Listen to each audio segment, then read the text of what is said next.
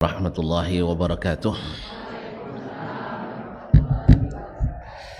Alhamdulillahi rabbil alamin wal aqibatu lil muttaqin wala udwana illa 'alal zalimin.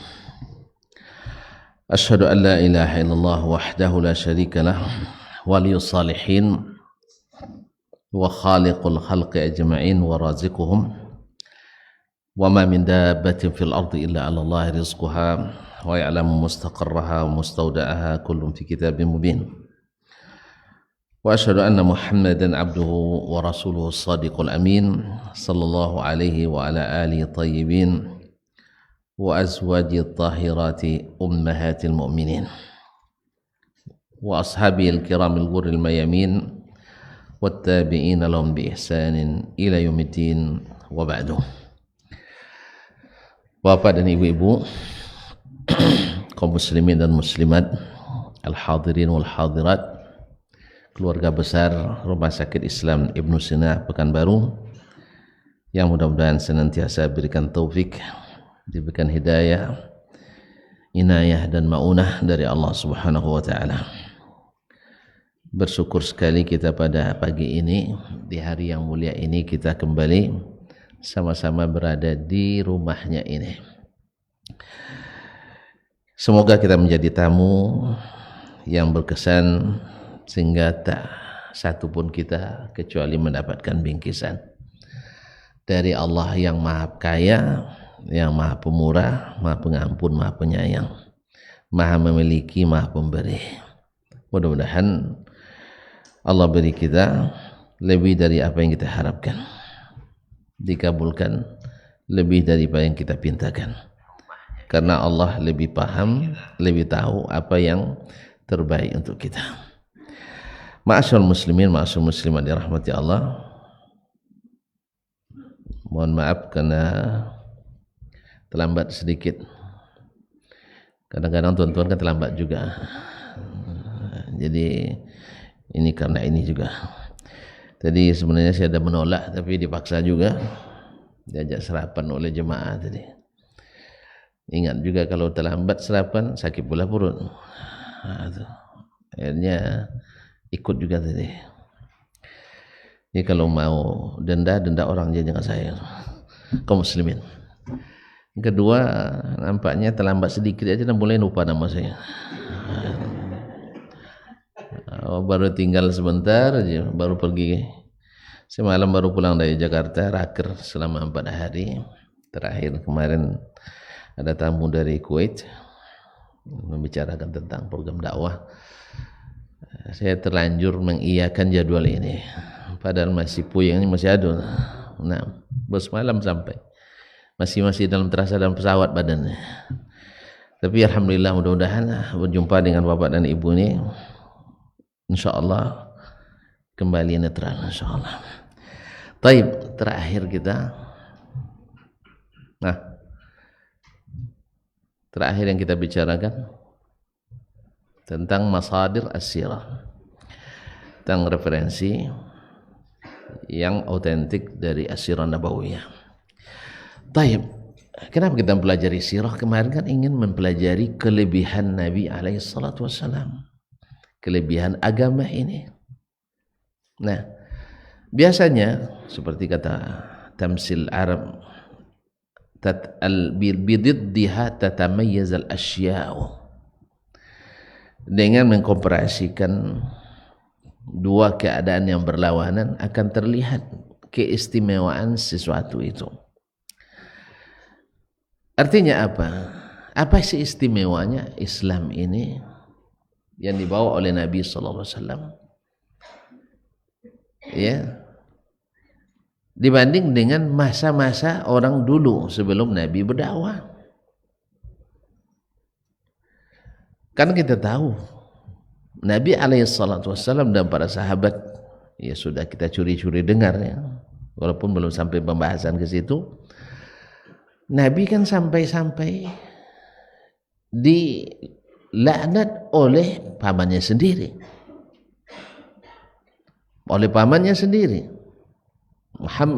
Abu Lahab, Abu Lahab, sampai turun surat khusus namanya Al-Lahab, tabbat yada Abi Lahab. Sampai-sampai hari ini ada juga yang mengikuti cara jahiliyah seperti ini. Bila ada dai ditentang oleh keluarganya, dijadikan alasan dakwanya tidak benar. Padahal ini adalah teori jahiliyah. Sebab kalau teori yang Islami, teori yang benar, timbangan yang benar bukan pada ditolak atau diterima. Ya, bukan pada ditolak atau diterima. Karena berapa banyak orang yang patut tapi tak diterima.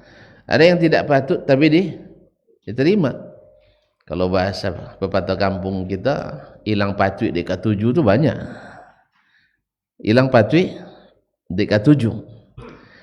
Sepatutnya tidak seperti itu, tapi karena setuju, akhirnya itu yang dijadikan dan dinaikkan dan dimajukan. Nah, apa istimewanya dakwah Nabi SAW? Sehingga mereka, Nabi dan sahabat, kokoh dan kukuh mempertahankan dakwah ini dengan apapun yang mereka miliki. Mungkin perkataan Umar mewakili, yaitu ketika beliau la ya'riful Islam man lam ya'rifil jahiliyah. Orang takkan bisa membezakan antara keutamaan Islam yang tak pernah merasakan pahit dan getirnya kejahiliaan. Oleh itu, pada kesempatan yang mudah-mudahan singkat ini, kita sama-sama balik ke belakang sebelum kelahiran Nabi Sallallahu Alaihi Wasallam. Di masa itu, negeri-negeri yang didiami, yang memiliki populasi, ditinggali oleh para orang Arab, adalah pertama Hijaz. Hijaz adalah nama bagi negeri antara Makkah dan Madinah. Dia disebut negeri Hijaz. Dari utara ke selatan atau di selatan ke utara, itu disebut dengan Al-Hijaz. Dia disebut dengan Hijaz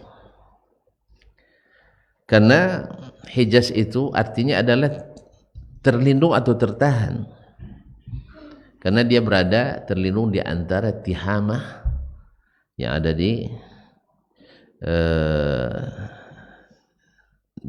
sebelah baratnya atau timurnya, sebelah baratnya, dan Najd yaitu yang ada di sebelah timurnya, maka disebutkan Hijaz. Dan disitulah terletak kota-kota penting, Makkah Al-Mukarramah yang tidak berubah namanya dari dulu sampai sekarang. Kemudian ada At-Taif, yaitu berjarak dari Madinah ataupun dari Makkah lebih kurang 68 km lebih kurang, melalui jalan highway sekarang. Kemudian ada kota Yathrib. Yathrib yaitu tempat hijrahnya Nabi, yaitu Madinah. Dari dulu juga sudah dikenal. Kemudian ada Khaybar. Khaybar lebih kurang 300 kilo daripada Madinah. Ada Taima. Kemudian ada Wadil Qura wa Fadak. Ini adalah tempat-tempat utama yang berada di Hijaz. Kemudian ada negeri Najd, terletak ke arah timur tadi dari Hijaz. Arah timur dari Hijaz sampai ke selatan berbatasan dengan Yaman. Dan ke utaranya berbatasan dengan padang Sahara Samawa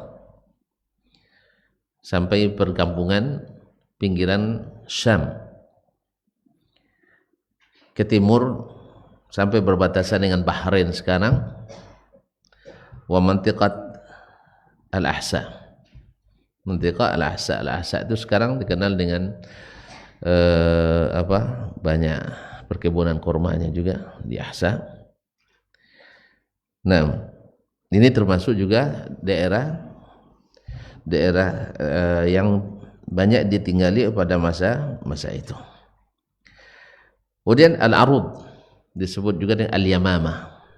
Al-Yamamah, ya mungkin untuk lebih kenalnya pernah dengar nama Musailamatul Kazzab? Ya, kayaknya itu yang terkenal di sini ya. Padahal banyak hal lain. Yamamah juga dulu sebuah daerah perkebunan kurma di sejak zaman jahiliyah lagi. Ini Yamamah, terletak di bagian selatan Najd. Kemudian ada Al-Yaman. Yaman juga terletak di Jazirah Arab. Itu di bagian selatannya, selatan daripada Hijaz. Dan Yaman ini merupakan daerah yang sangat subur, dan tersebut kerajaan-kerajaan Sabak dulu terletaknya di Yaman. Dan kisah-kisah kemakmuran kota atau kemakmuran Yaman itu tersebut dalam Al-Quran, walaupun tidak disebut dengan nama yang seperti Yaman itu sekarang, seperti Sad Al-Ma'rib, kisah dua orang atau orang yang berkebun dan sebagainya. Dan pada saat itu dikenal penghasilannya dari pertanian, dan juga sampai sekarang kalau ibu-ibu dan bapak kalau nak cari delima, seperti yang saya katakan, delima yang paling manis yang saya ketahui adalah delima Yaman. Buahnya tidak besar-besar, ya tidak sebesar delima dari Mesir. Kalau Mesir itu delimanya besar-besar, Syam juga, tapi masam. Tapi kalau delima Yaman itu, ini yang paling best ini. Sama dengan delima Spanyol. Ya. Mungkin ada juga pengaruh ke orangnya ya. Yang cantik-cantik kayaknya juga ya. Saya tidak tahu tuh. Nah, kemudian juga dari Taif juga cukup bagus. Nah, kalau sekarang pergi umrah cari delima Taif lagi murah sekarang. Ya. Sekarang delima berapa di situ? Sekilo. Kayaknya lumayan murah ya. Saya beli 2 buah 75.000 kayaknya di pasar buah. 2 buah aja 75.000. Di sana satu karton itu saya beli kemarin 10 rial. Sekitar 40.000 satu karton. Sekitar 10 buah ada mungkin. Tapi manis-manis, Masya Allah. Taib, kaum muslimin dan muslimat dirahmati Allah SWT. Di antara kotanya yang terkenal di sana ada Hadramaut, sampai sekarang masih diramakan Hadramaut. Kemudian Oman. Nah, kemudian Himyar yang Ma'rib dan San'ah dan lain-lain. Kemudian ada Tihamah tadi, ada Tihamah. Kemudian ada Bahrain, ada Bahrain. Ini daerah-daerah terkenal di masa sebelum atau pra-Islam. Ma'asyil kiram dirahmati Allah SWT. Secara umum cuacanya sulit, khususnya di Madinah itu cuacanya sulit, panas, terlalu panas, dingin, sangat ekstrim dinginnya, walaupun tidak sedingin di kutub. Tapi bedanya mungkin, tapi ada yang sudah pada ke kutub? Oh, nggak ada, sama kita. Nah, iyalah, mana tahu bedanya udara kelembaban atau sangat kering. Kalau di Madinah udaranya sangat kering. Kalau di Mekah agak lembab sedikit. Kalau Madinah kering sekali. Sehingga bagi yang tak terbiasa, apalagi yang kulitnya sensitif, itu harus buat pelembab. Pelembab bibir, pelembab kulit. Nah, apa lagi? Nah, pelembab kulit, lotion kan? Pelembab bibir, lipstick. Apa namanya? Saya tidak tahu namanya. Yang penting pakai aja. Di sana mereknya biasa pakai Labilo biasanya. Nah, itu di musim dingin. Di musim panas pun kalau kita di ruang ber-AC, nih, bukti dinginnya karena setiap kalau kita cuci baju seperempat jam kering. Seperempat jam dah kering. Kalau kita setengah hari enggak kering. Pas nak kering datang pula hujan ya. Ini kelembabannya, sana tidak kering sekali. Oleh sebab itu, maka tinggal di Madinah dan sabar dengan segala kesulitan yang dihadapi juga ada fadilatnya dalam hadis Nabi SAW. Mungkin nanti akan kita sebutkan. Nah, penduduk Arab waktu itu, orang Arab pada masa itu, Arab itu ada terbagi tiga. Ada Al-Arab Al-Aribah, ada Arab Al-Musta'rabah, ada Arab Al-Ba'idah. Arab yang ketiga tadi, Al-Ba'idah, ini sebenarnya boleh dikatakan sudah pupus sekarang, khususnya ketika terjadi topan Nabi Nuh alaihissalam, umat Nabi Hud, umat Nabi Lut, itu sudah tiada, karena mereka dulu ketika menentang langsung di azab datang. Dan itu yang tak terjadi pada umat ini berkat doa baginda Nabi sallallahu alaihi wasallam, bahwa kita tidak akan ditimpakan musibah yang menghabiskan kita semuanya. Ini doa Nabi alaihi salatu wasallam. Cuman sayang, ada doa Nabi yang tak dikabulkan Allah. Nabi waktu itu di Masjid Ijabah berdoa setelah perang Zatil Riqa. Beliau singgah di Masjid Al-Ijabah. Di situ beliau berdoa minta tiga. Satu, umat ini tidak dikalahkan oleh musuh secara total, dikabulkan. Oleh sebab itu tidak perlu takut. Umat ini takkan pernah secara total dikuasai oleh musuh sampai hari kiamat. Yang takut lagi. Ya. Harus semangat. Yang kedua, bahwa umat ini takkan pernah dihancurkan lagi seperti bagaimana dihancurkan umat-umat sebelum kita. Umat Nabi Lut habis. Umat Nabi Nuh kecuali yang dalam sampan. Umat apa lagi? Nabi Hud dan sebagainya. Umat Nabi Saleh. Tapi umat Nabi kita Muhammad sallallahu alaihi wasallam tidak. Kemudian yang ketiga, alla ja'ala sahum bainahum. Jangan umat ini berselisih paham. Ini tidak dikabulkan Allah Subhanahu wa taala. Untuk menguji mana yang kokoh, mana yang goyah. Mana yang istiqamah, mana yang menyimpang. Mana yang setia, mana yang tidak setia. Sebab jalan sudah dibentangkan, terang seterang-terangnya, jelas sejelas-jelasnya. Nak lurus, selamat. Nak menyimpang, insyaAllah tersesat. Penyimpangan itu selalu mulai dari yang kecil. Tidak langsung menyimpang, orang langsung murtad kan jarang. Langsung murtad itu jarang. Tapi menyimpang dari kecil, menyimpang sedikit. Begitulah syaitan membimbing orang untuk sesat. Dia hiasi yang tidak baik itu seolah-olah itu yang terbaik. Dia hiasi sesuatu yang tidak merupakan petunjuk itu seolah-olah itu yang petunjuk sesungguhnya. Oleh sebab itu kita perlu ilmu dan perlu mengamalkan ilmu. Sebab ilmu hanya membebaskan kita dari syubhat tadi. Sedangkan amal membebaskan kita dari mengikut syahwat. Berapa banyak orang berilmu tahu enggak? Oh tahu. Kan dia bilangnya lebih duluan tahu dari nenek antum. Dia lebih duluan tahu dari nenek kita. Belum lagi kamu lahir, nenek kamu kan sudah tahu itu kan. Cuman amalnya mana? Amalnya mana? Sama kayak lo udah orang-orang kampung sekarang misalnya, tahu enggak bapak merokok itu berbahaya? Tahu, kenapa enggak tahu? Semuanya tahu. Buktinya iklannya ada berlubang lehernya ya. Hah?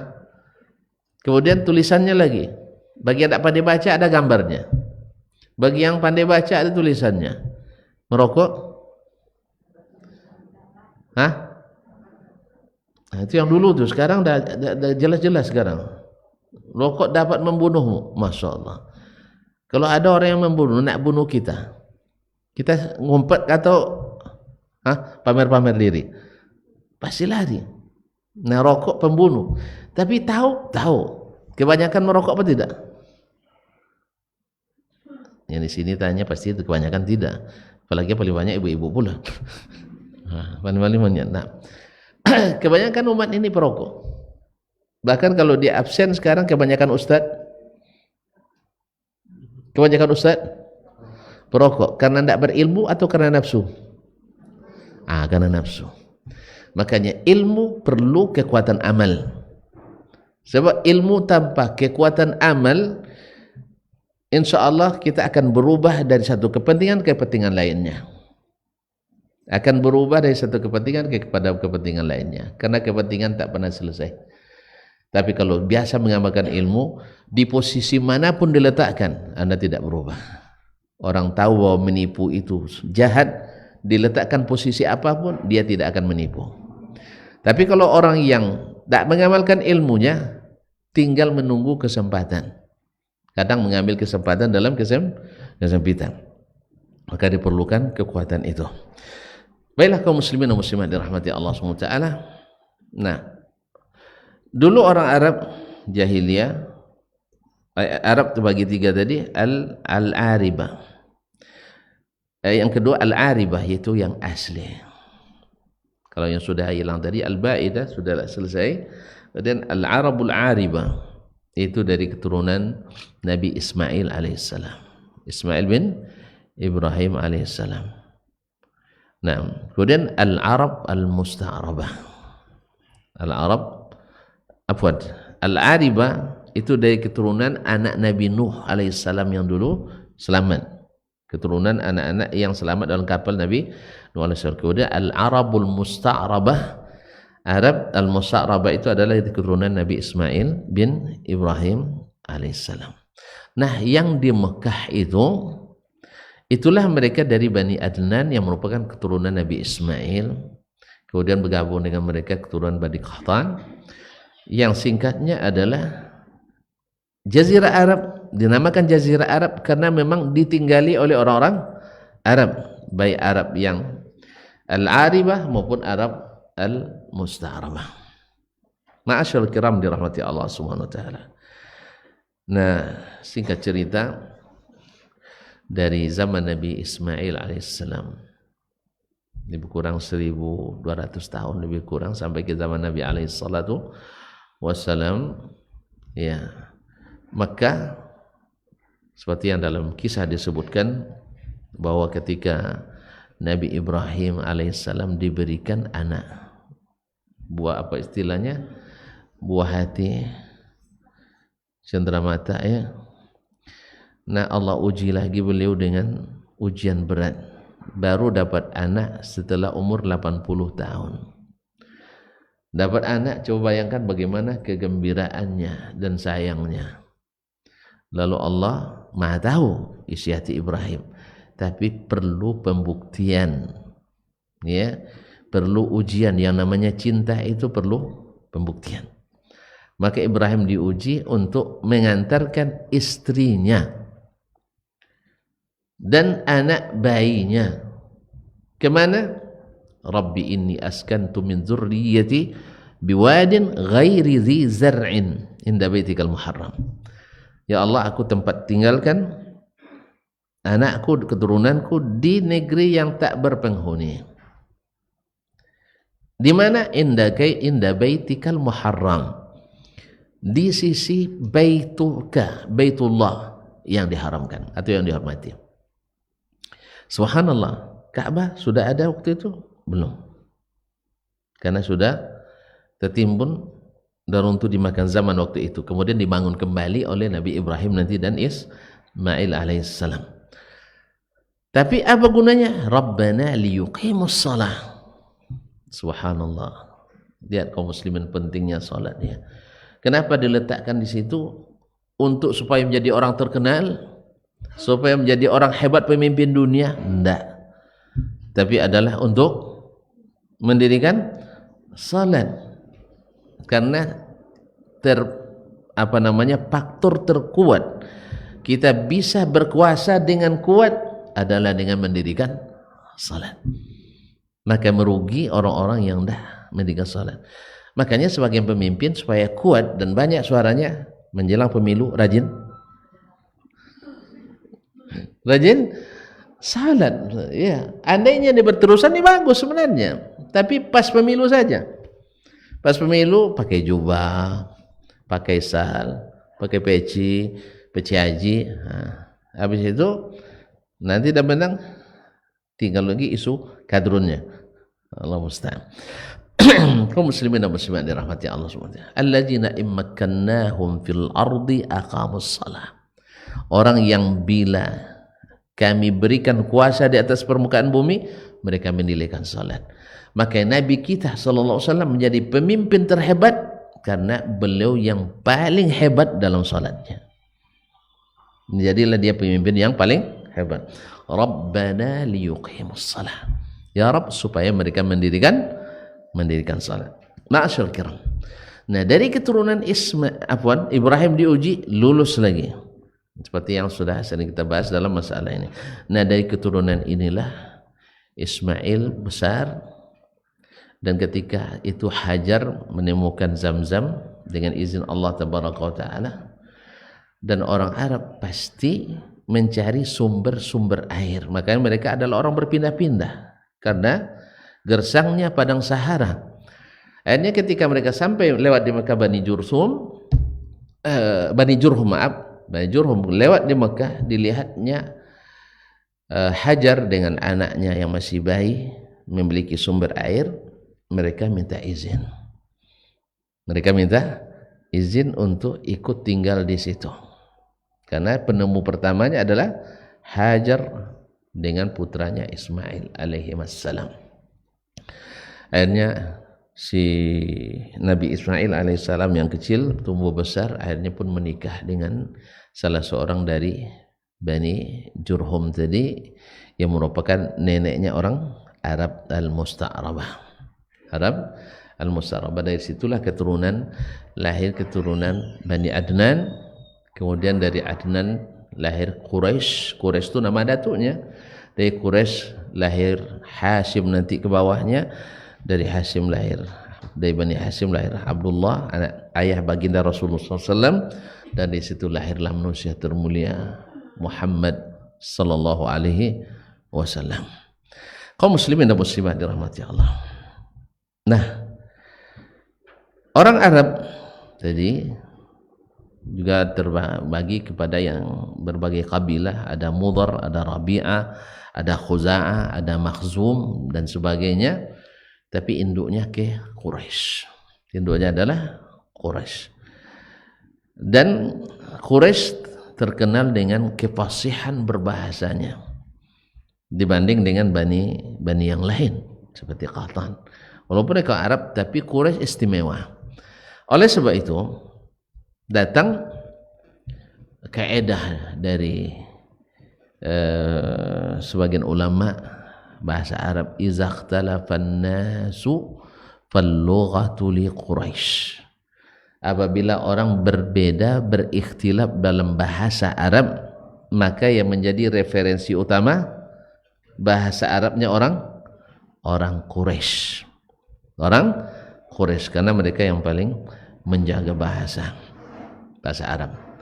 Saya pun ketika ke Jakarta hari itu kuliah, lalu kawan-kawan dari Jawa memaksa saya untuk pakai logat pengucapan bahasa itu dengan intonasi orang Jawa gitu ya. Lalu saya bilang mereka beralasan mereka mayoritas. Saya bilang tidak, asalnya bahasa Indonesia ini dari Melayu. Melayu mana? Melayu Riau. Saya orang Riau, saya bilang. Oleh sebab itu bila kita ikhtilaf, maka kembali ke bahasa Melayu Riau. Itulah. Saya mengambil dari tadi. Bila manusia ikhtilaf dalam bahasa, kembali ke bahasaku Quraisy. Arabnya Quraisy. Orang Indonesia berikhtilaf, kembali ke Arab. Ke apa? Ke Melayu. Arab Melayu ya. Baik, Arab Melayu. Kaum muslimin dan muslimat dirahmati Allah. La ilaha illallah. Baik. Kemudian ma'asyiral kiram dirahmati Allah SWT, dengan Ibrahim alaihissalam, Nabi Ismail alaihissalam merupakan datuknya orang Arab. Datuknya orang Arab al-Musta'rabah. Kata orang Arab al-Musta'rabah. Kemudian Allah perintahkan kepada Nabi Ibrahim, kemudian juga kepada Nabi Ismail untuk menjadikan atau mendirikan Ka'bah kembali pada tempat yang Allah sendiri pilih. Inna awwala baitin wudi'a lin-nasi lalladzi bi Bakkata mubarakan wa hudan lil alamin. Sesungguhnya rumah pertama yang dibangun untuk beribadah bagi manusia adalah yang terletak di Bakkah. Nah, Bakkah itu yang mana? Bakkah itu adalah tempat Al-Masjidil Haram itu di zaman itu, yaitu kalau sekarang dekat Ka'bah itu namanya dulu Bakkah. Kemudian seluruh tanah haram yang diharamkan oleh Nabi Ibrahim alaihissalam itu adalah Makkah. Jadi disebut Bakkah, disebut juga Makkah. Kalau Makkah nama besarnya, Bakkah nama kecilnya. Jadi sekitar Ka'bah itu namanya Bakkah. Maka rumah pertama yang Allah ciptakan sebagai kiblat dalam beribadah adalah lallazi bi Bakkah, yang terletak di Bakkah. Yang terletak di Bakkah, dan Bakkah itu terletak di Makkah. Bakkah itu terletak di Makkah. Ma'asyarul kiram dirahmati Allah. Nah, berkembanglah agama Islam oleh Nabi Ibrahim, Nabi Ismail. Wa ij'alna al-baita mathabatan lin-nasi wa amna wattakhidhu min maqami Ibrahim musalla wa ahidna ila Ibrahim wa Ismaila an tahhira baitiya lit-ta'ifina wal-akifina war-ruk'is sujud. Kami perintahkan kepada Ibrahim dan Ismail, bersihkan rumahku ini. Untuk siapa? Untuk orang-orang yang tawaf. Berarti Ka'bah spesifikasinya tempat tawaf yang tidak boleh dilakukan di tempat manapun di dunia ini kecuali di Ka'bah. Maka tawaf hanya di Ka'bah. Kalau ada yang tawaf di selain Ka'bah, berarti mengada-gada dalam agama. Yang kedua, wal akifin, untuk i'tikaf, orang-orang yang i'tikaf. Makanya di antara ulama ada yang mengatakan tidak sah i'tikaf kecuali di Masjidil Haram. Tapi yang sahih adalah boleh i'tikaf selain di Masjidil Haram. Karena ada yang berwakaf, bernazar. Ada yang bernazar nak i'tikaf di Masjidil Aqsa, dan itu dibolehkan oleh Nabi sallallahu alaihi wasallam. Berarti bukan khusus i'tikaf di Masjidil Haram. Kemudian Allah juga menyebut bahwa i'tikaf itu fil masajid. Wa antum akifuna fil masajid wa la tubashiruhunna wa antum akifuna fil masajid. Jangan bergaul dengan para istrimu itu sedangkan kalian i'tikaf di masjid-masjid. Berarti bukan hanya Masjidil Haram, karena di situ sirat jamak berlaku di tempat lain dengan syarat-syarat yang disebutkan dalam ilmu fikih. Ma'asyiral kiram. Nah, bagaimana keadaan? Pada asalnya Ka'bah adalah tempat mentauhidkan Allah. Wajanubni wa baniya an na'budal asnam. Jauhkan kami dan keturunan kami dari menyembah berhala. Lalu kenapa kisahnya kok jadi penyembah berhala? Ya secara singkat, ma'asyarul kiram dirahmati Allah, ada masalah yang menjadi sebab tergelincirnya orang Arab, yaitu di saat mereka tidak lagi memiliki ulama, tidak memiliki ulama yang mewarisi ilmu para anbiya.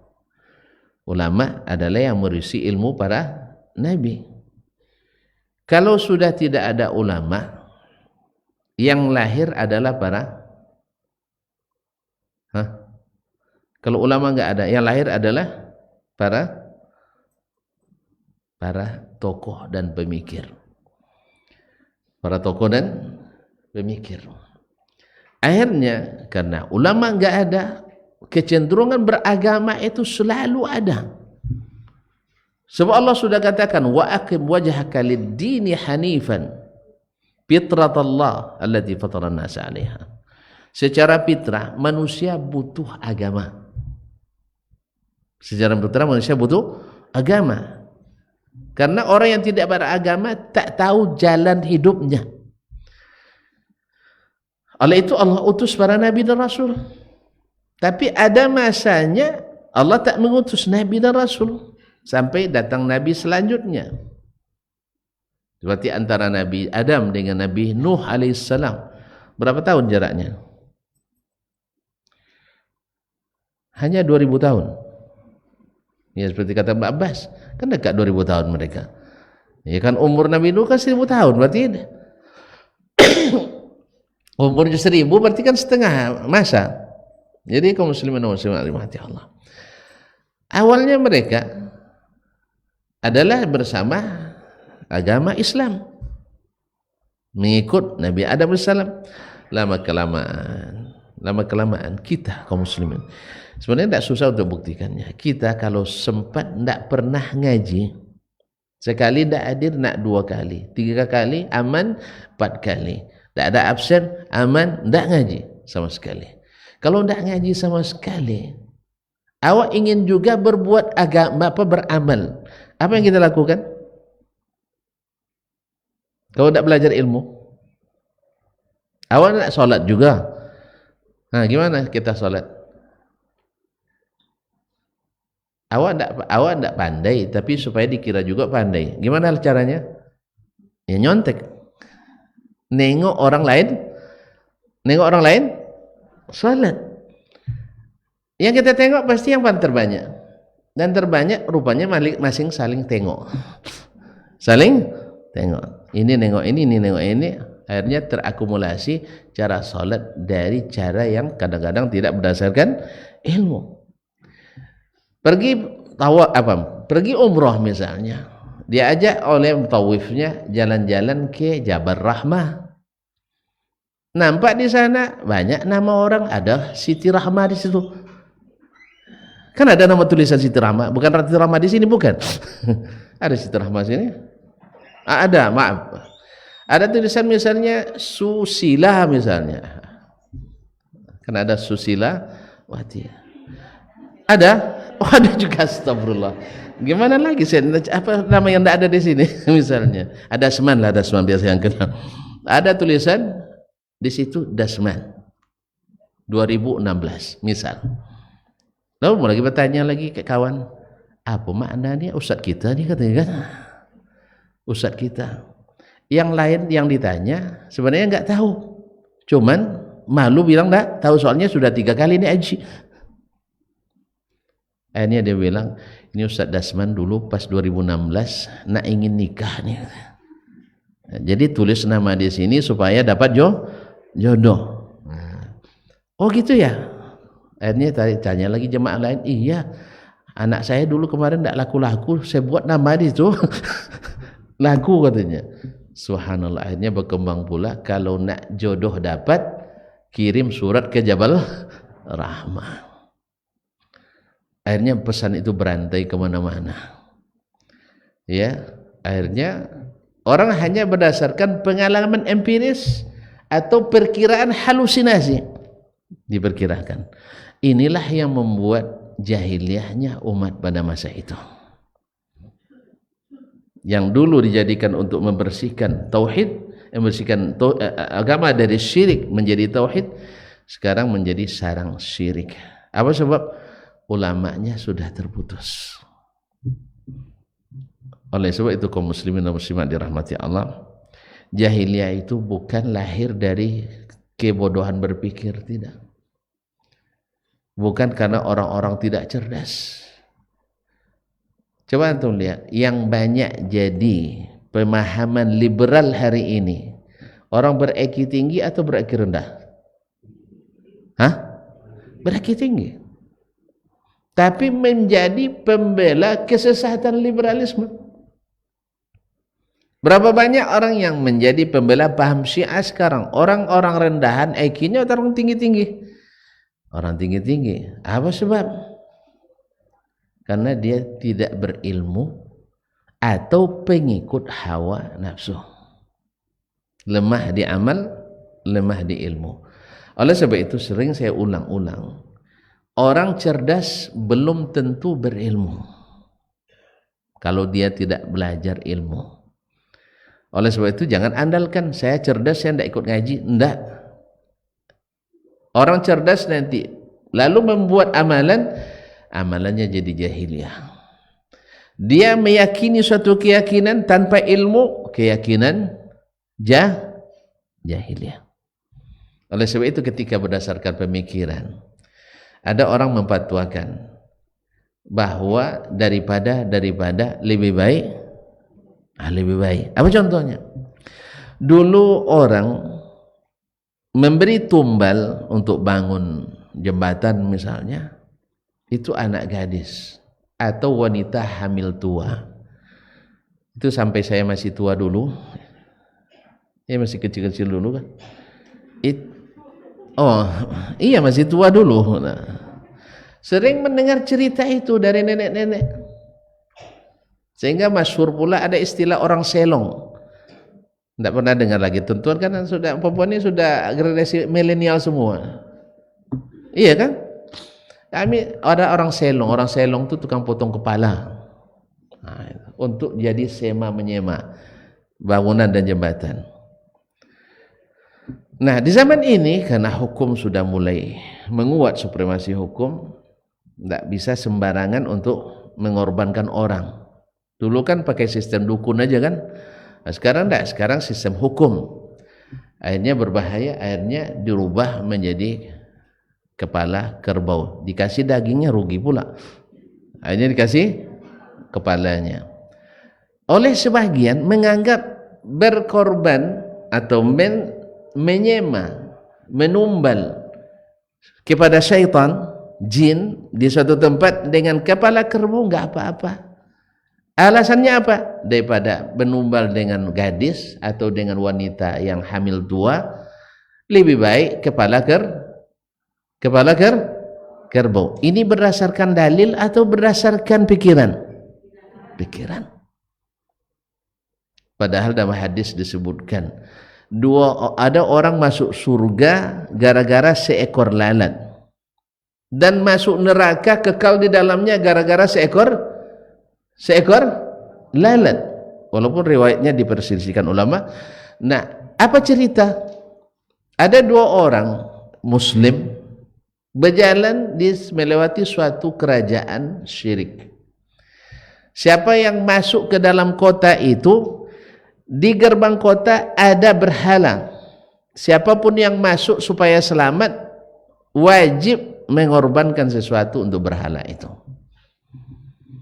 Tentu orang Islam mau berkorban untuk berhala? Mau? Enggak. Akhirnya mereka bilang, kalau kalian mau selamat, korban dulu untuk berhala ini. Kalau tidak, akhirnya mereka merasa tidak punya apa-apa.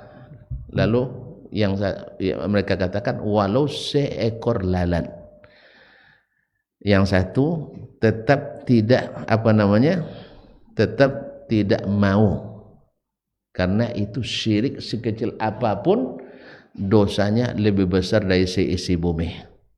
Tidak bisa diampuni. Yang satu mengikut pikirannya, kan cuma seekor lalat tidak berharga. Lalu dia lakukan korban untuk berhala seekor lalat. Hasilnya apa? Dua-duanya tetap dibunuh. Nah, kedua-duanya dibunuh, sudah berkorban.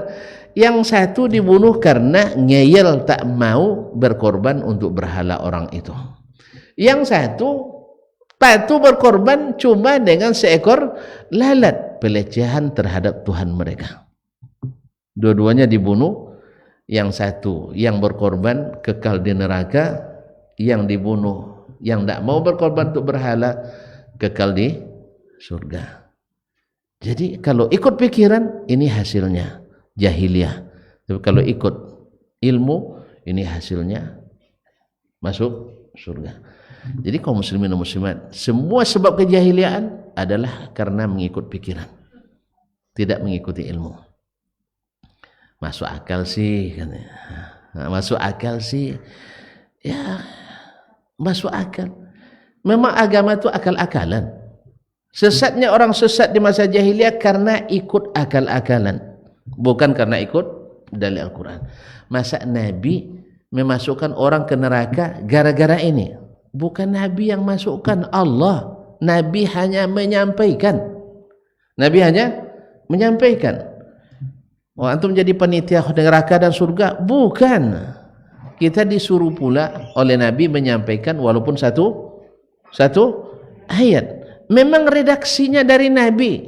Dari Nabi, siapa yang melakukan ini masuk surga. Siapa yang masukkan ini masuk surga lagi. Masya Allah, tidak masuk surga rupanya semuanya. Iya. Lalu kita sampaikan seperti itu. Bukan menghukum. Anda yang melakukan itu otomatis masuk surga. Saya yang tidak melakukan otomatis masuk neraka, bukan itu. Seperti Nabi juga dulu mengatakan, tidak seorang pun masuk surga dengan amalnya, padahal Nabi yang paling besar amalnya. Wala anta ya Rasulullah, sekalipun engkau ya Rasulullah. Qala wala ana illa ayyataghammadani Allahu birahmatih, kecuali Allah melimpahkan rahmat kepadaku. Dan Nabi karena diridai Allah pasti dapat rahmat. Nah, kita kalau tidak pasti diridai Allah, ikut yang pasti dirahmati Allah, yaitu Muhammad sallallahu alaihi wasallam. Nah, kaum muslimin dan muslimat, di masa jahiliyah segala sesuatunya jahiliyah, keyakinan jahiliyah, amalan jahiliyah, sampai hukum pun jahiliyah. Biar tuan-tuan tahu, di antaranya masa itu bila anak yang lahir perempuan, ayah-ayah merasa malu dan hina. Allah yang menceritakan, wa idza busyira ahaduhum bil untha dhalla wajhuhu muswaddan wa huwa kadhim ayumsikuhu ala hunin am yadussuhu fit turab. Apabila seseorang dapat berita kelahiran anak wanita, merah padam, hitam ini merah padam ya mukanya karena tak tahan menanggung malu. Dia berpikir sisi kemanusiaan, dia harus biarkan hidup anak ini, tapi di sisi hukum sosial dia harus lenyapkan nyawa ini. Kan hukum kemanusiaan, kita harus saling menyayangi anak sendiri. Bahkan hukum kehewanan pun juga tidak ada hewan membunuh anaknya sendiri, jarang, kecuali kalau terpaksa. Ma'asyil kiram dirahmati Allah SWT, apalagi manusia. Akhirnya am yadussuhu fit turab, atau dia kubur hidup. Subhanallah. Dan itu adalah seburuk-buruk hukum yang mereka tetapkan. Lalu datang Islam menjadikan wanita adalah di tempat yang terhormat, ditinggikan setinggi-tingginya. Tadilah kita katakan bahwa berbakti kepada ibu lebih tinggi daripada berbakti kepada ayah, tapi taat kepada ayah lebih wajib daripada taat kepada ibu. Itu harus dibedakan, berbuat baik dengan ketaatan. Jangan sebaliknya, perintah ibu didahulukan dari perintah ayah. Jadi akhirnya ngikut ibu aja nanti. Ya boleh pergi, tanya ibumu, terserah ibumu, semua karena ibumu. Boleh beli ini, terserah ibumu. Akhirnya ayah jadi pembantu, ibu jadi ini. Ma'asyiral kiram dirahmati Allah. Warisan, mereka tidak memberikan warisan kepada orang-orang wanita. Lalu Allah SWT berikan hak itu kembali kepadanya. Walaupun wanita hari ini tidak rela juga, yaitu satu bagian laki-laki sama dengan 2 bagian perempuan. Padahal dia sadar sendiri yang namanya harta perempuan cenderung bertambah, harta laki-laki bahkan berkurang, habis semuanya. Kita kadang-kadang digaji ini bagian terima kasih, terima gaji kasih istri. Iya, ya, dompet saya tadi masih ada isinya, sekarang tak ada lagi tandanya. Tadi agak gembok, sekarang ada kurus. Iya betul, dah tinggal sedikit lagi. Padahal semalam masih banyak nih. Entah berapa diambil saya tidak hitung. Itulah salahnya tidak dihitung kan. Jadi kaum muslimin dan muslimat dirahmati Allah. Jadi bagian terima kasih. Ya. Terima gaji kasih istri. Kalau istri yang terima gaji, jangankan bahkan ngambil, nanya pun tidak. Nanya pun tidak. Kecuali kalau udah habis baru minta. Itu pun statusnya pinjaman lunak. Pinjaman lunak. Iya kalau iya pinjaman lunak. Pokoknya bayar kapan saja. Kalau tidak bayar maafkan saja. Nah, tapi tidak harus minta izin dulu. Tapi kalau untuk harta suami, kita kadang-kadang tidak minta izin lagi. Karena sudah tertanam yang wajib membayar nafkah adalah laki-laki. Wajarlah mereka dapat 2 kali. Kalau sempat perempuan dapat 2 kali lipat, banyak kita yang dikhuluk oleh ibu-ibu nih. Iya, serius nih. Tahun 60 bukan 60, tahun 2000 berapa? Waktu Pak Menteri Agama datang ke sini, dibaca oleh Kanwil Kemenak waktu itu bahwa dari sekian kasus khuluk 60 sekian persen, 69% kalau tidak salah didominasi oleh guru dan dosen serta PNS. Ada yang bilang itu gara-gara sertifikasi. Suami tak ada penghasilan, istri banyak penghasilan. Akhirnya merasa dibebani oleh suaminya. Akhirnya minta cerai. Tambah lagi rayuan gombal kawan sekantor. Ya, kawan sekantor. Allah musta'an. Ala kulli hal. Itu baru dapat sertifikasi. Kalau sempat dapat yang lebih daripada itu, subhanallah. Allahu a'lam. Ala kulli hal. Makanya laki-laki itu harus lebih terlihat mampu dari perempuan. Perempuan tidak mampu pun. Kalau sudah cinta, kalau sudah cinan, sudah mau, tidak terlalu diperhitungkan miskinnya. Tapi kalau laki-laki yang bertanya oleh calon mertua itu memang tengoknya baju tak ganti-ganti kan. Iya dah. Kemudian mobil nggak ada, motor dah butut. Nah, subhanallah. Oleh sebab itu yang ditanya dulu, kamu nanti nak kasih makan apa anak saya? Dengan tentu redaksinya beda-beda ya. Tergantung orang tuanya. Kalau yang vulgar sekali, kamu kerjanya di mana? Berapa gajimu? Gimana nanti nak makan si anak dan seterusnya. Kalau perempuan pernah ditanya itu berapa penghasilannya? Tidak perlu tanya lagi, pasti punya penghasilan. Punya penghasilan. Ya, dari mana? Pertama dari suaminya, kedua dari warisan orang tuanya, ketiga dari hadiah-hadiah yang diberikan kepadanya. Tidak boleh laki-laki ngambil. Makanya harta perempuan itu banyak, termasuk laki-laki miliknya. Laki-laki itu milik perempuan. Iya. Subhanallah. Bahkan jadi presiden pun diatur oleh istrinya. Makanya sekarang suara perempuan sangat diperhitungkan oleh calon presiden. maka hati-hati memberikan suara itu urusan tonton tuh. Baik, ini gambaran umum di masa jahiliyah, aturan jahiliyah, keyakinan jahiliyah dan seterusnya, sehingga tidak ada persatuan dan kesatuan umat sama sekali. Arab terpecah belah.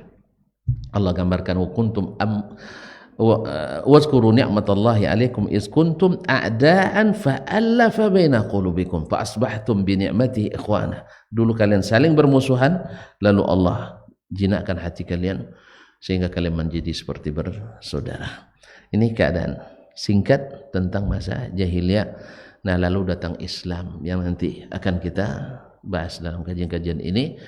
Akan terasa betapa indahnya Islam sekarang. Nak lahir anak laki-laki, nak lahir anak perempuan, sama gembiranya, ya tak? Sama gembiranya, alhamdulillah. Kalau tidak ada lagi ini, sama juga kalau meninggal orang tua, sama sedihnya atau sama gembira juga? Sama sedihnya. Kaum muslimin dan muslimat dirahmati Allah. Kemudian di depan belum lagi tentang masalah datang bulannya di masa jahiliyah, di tradisi dan budaya tua Cina, Romawi, Yunani dan sebagainya, maka kita akan tahu bahwa sesungguhnya Islam sebenarnya adalah yang paling meninggikan umatnya dan paling meninggikan khususnya kaum wanita.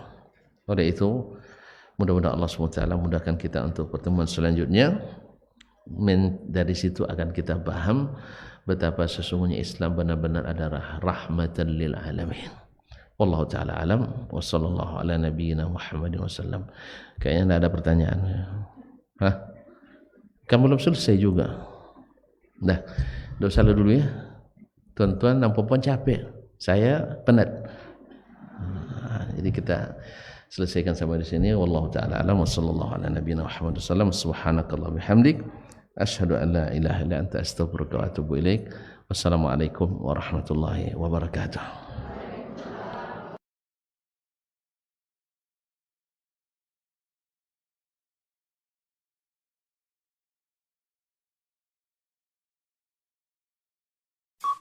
Dr. Dasman Yahya Ma'ali LCMA Hafizahullah, Dr. Helmi Basri LCMA Hafizahullah, Dr. Hidayatullah Ismail LCMA Hafizahullah,